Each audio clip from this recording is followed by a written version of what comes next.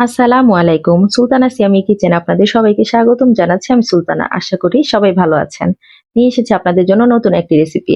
আজকে আমি আপনাদের জন্য বিকেলের নাস্তায় আলুর পাকোড়া নিয়ে এসেছি। এটা আপনি সন্ধ্যায় আপনাদের মেহমান আসলে বা বাসায় আপনারা সন্ধ্যায় নাস্তা হিসেবেও খেতে পারেন। খুবই সহজ এবং মজাদার একটি রেসিপি। খুবই অল্প সময় তৈরি করা যায়। এটা কিন্তু রমজান স্পেশালও বলতে পারেন। যেহেতু আগামী সামনের মাসেই রমজান, তাই আপনারা কিন্তু রমজানে এই রেসিপিটি তৈরি করে খেতে পারেন।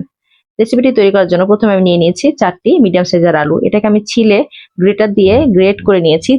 যেটা চিকন সাইড থাকে ওইটা দিয়ে আমি গ্রেট করেছি, তাহলে খুবই ভালো হয়। আপনি ইচ্ছে করলে বটি দিয়ে কুচি করে নিতে পারেন। নিয়ে নিয়েছি কিছু কাঁচা মরিচ, পেঁয়াজ কুচি, ধনেপাতা কুচি। আর এখন যেহেতু পেঁয়াজ কুলির দিন, পেঁয়াজ কুলি পাওয়া যায়, তাই অল্প কিছু পেঁয়াজ কুলি দিয়েছি। এটা অপশনাল, না দিলেও হয়। এটা ছাড়াও খুবই মজা লাগে। নিয়ে নিয়েছি 1 চা চামচ পরিমাণ মরিচের গুঁড়ো, 1 চামচ থেকে কম হলুদের গুঁড়ো, 3 টেবিল চামচের মতো বেসন, 2 টেবিল চামচ কর্নফ্লাওয়ার, স্বাদ মতো লবণ, জিরা গুঁড়া আর ধনিয়া গুঁড়া আর গরম মশলা গুঁড়া আমি একসাথে করে নিয়েছি। এখন আমি আলু কুচি যেটা আমি করে রেখেছি, এটার মধ্যে আমি সব পেঁয়াজ কুচি, কাঁচামরিচ কুচি আর পেঁয়াজ কলিটা আমি এখন এখানে দিয়ে দিব। ধনেপাতাটা দিব না, ধনেপাতা পরে দিব। আর এখন এখানে দিয়ে দিচ্ছি লবণটা। লবণটা দেওয়ার পরে আমি সব উপকরণটা একসাথে সুন্দরভাবে হাত দিয়ে চটকিয়ে মেখে নিব। এখন যদি আমি সুন্দরভাবে মাখাই, তাহলে এই যে আলুটা এমনিতে আমি চিকন করে কেটেছি, তাহলে আরো মিশে যাবে। তো মিশলে হবে কি, খুব তাড়াতাড়ি চলে দিলে খুবই সহজেই সেদ্ধ হয়ে যাবে। আর এখন যেহেতু এটা মাখানো হয়ে গেছে, এখন আমি শুকনো উপকরণগুলো দিয়ে দিব।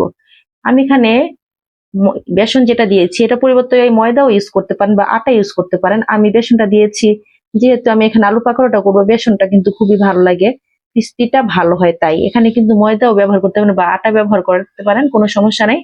যদি বেসন ব্যবহার করেন তাহলে এটা একটু মুচমুচে হবে, এর জন্য দিয়েছি।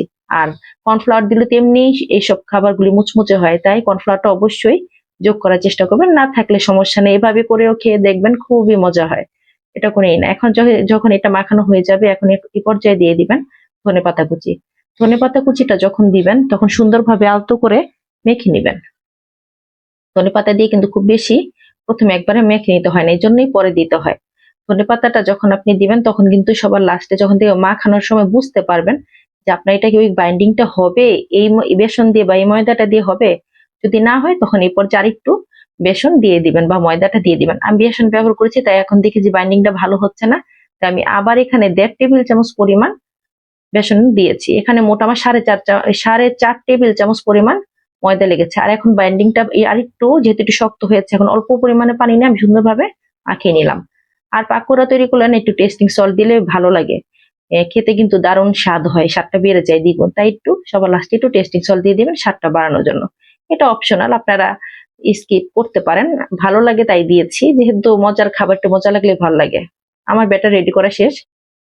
এখন আমি ভাজার জন্য একটা প্যান বসিয়ে নিব। প্যানে দিয়ে দিব পর্যাপ্ত পরিমাণ তেল। তেল দেওয়ার পরে তেলটা যখন গরম হবে, তখন আমি সুন্দরভাবে সবগুলি পাকোড়া একটু দূরে দূরে করে সুন্দরভাবে দিয়ে দিব। আস্তে আস্তে করে দিবেন, একবারে দিতে সব যদি না হয় সমস্যা নেই, 2-3 বারে ভেজে নিবেন, আস্তে আস্তে করে ভেজে নিবেন।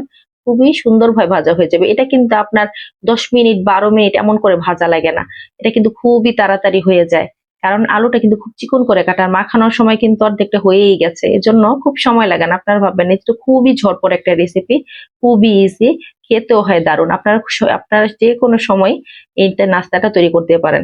সন্ধ্যার সময় কিন্তু এই নাস্তাটা দারুণ, এই শীতের সন্ধ্যায় জমে যায়। মেহমান আসলে খুব সহজে তৈরি করে দিতে পারেন।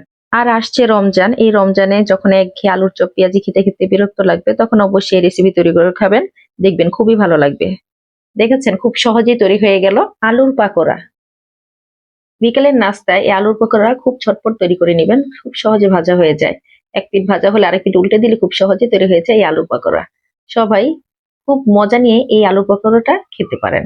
দেখেছেন কত সুন্দর হয়েছে, একবারে মুচমুচে ক্রিস্পি। আর এত মজা হয়েছে, এক প্লেট বানাতে বানাতে কিন্তু আরেক প্লেট শেষ হয়ে যায়। মনে করেন আপনি একসাথে সব ভেজে না নিয়ে বসলে আপনি অটোমেটিকলি খাওয়া শেষ হয়ে যায়, আপনি বুঝতেই পারবেন না, এত মজার হয়। রেসিপিটি বাসায় সবাই অবশ্যই ট্রাই করবেন। সবাই ভালো থাকবেন, সুস্থ থাকবেন। রেসিপিটি ভালো লাগলে অবশ্যই আমার চ্যানেলটিকে লাইক, কমেন্ট এবং শেয়ার করে সাবস্ক্রাইব করে পাশে থাকবেন। আল্লাহ হাফেজ।